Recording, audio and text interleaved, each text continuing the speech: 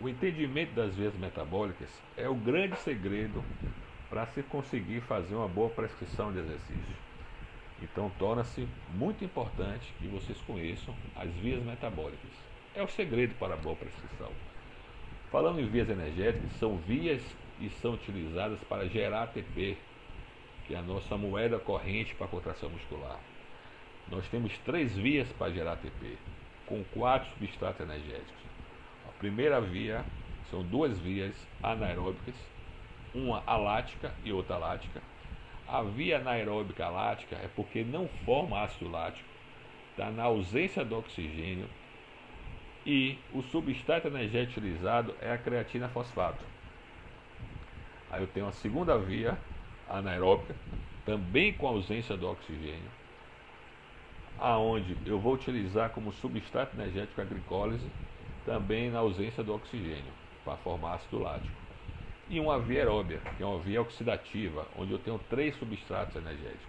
Eu posso utilizar, depender da intensidade, proteína, carboidrato ou gordura.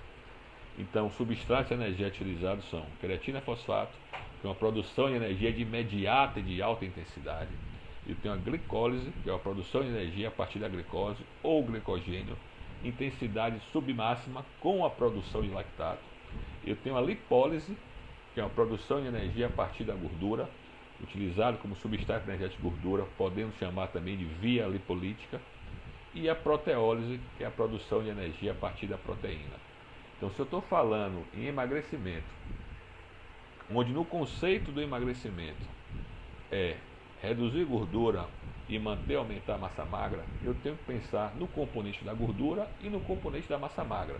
No componente da gordura, que eu preciso reduzir, então eu preciso utilizar a via lipolítica, com a intenção de utilizar o substrato energético da gordura como fonte de energia. E com relação à manutenção, aumento da massa magra, eu vou utilizar a via glicolítica. Entendeu isso aí? Então, como eu vou falar, eu posso entender e aceitar a questão de que as pessoas às vezes falam da utilização do HIIT para o emagrecimento. Imagine, raciocine isso aí. Se eu estou falando do componente da gordura e no HIIT é uma intensidade submáxima, onde eu estou na via anaeróbica lática, que forma ácido lático, que eu utilizo como substrato energético a glicólise, aonde está o componente da gordura? E além disso, o HIIT, da forma que é feita, deveria ter outros critérios. Por exemplo, o intervalo de recuperação da via anaeróbica lática se dá de 1/2. O que é isso, Luiz? Vou explicar para você. Então, o tempo que você dá de trabalho, por exemplo, você dá um estímulo de 20 segundos. Necessariamente, eu teria que descansar 2 vezes esse tempo. Aí poderia até fazer algum sentido com relação à massa magra. Mas não é feito dessa forma. Então, por exemplo, se eu dou um estímulo de 20 segundos, eu terei que descansar 40. Dou outro estímulo de 20, descanso 40. Dou outro de 20, descanso 40. Isso até completar o tempo total da sessão, que deve ser calculada, deve ser programada. No outro dia, eu tenho que descansar pelo menos 36 horas para dar outro estímulo daquele. Só que o componente do exercício existe uma coisa chamada progressão.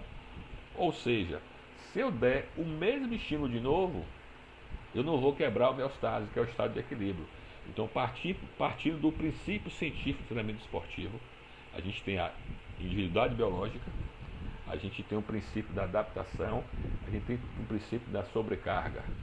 Então, eu teria que dar uma sobrecarga para causar uma supercompensação. Então, se eu der o estímulo, por exemplo, de 20 segundos, na próxima sessão, 36 horas depois, eu teria que dar um acréscimo. Vamos supor que seja de 12 minutos. Então, se eu treinei uma sessão de estímulos de 20 segundos para um descanso de 40, eu teria que dar 22 minutos para um descanso de 44. Isso dentro do microciclo de incorporação.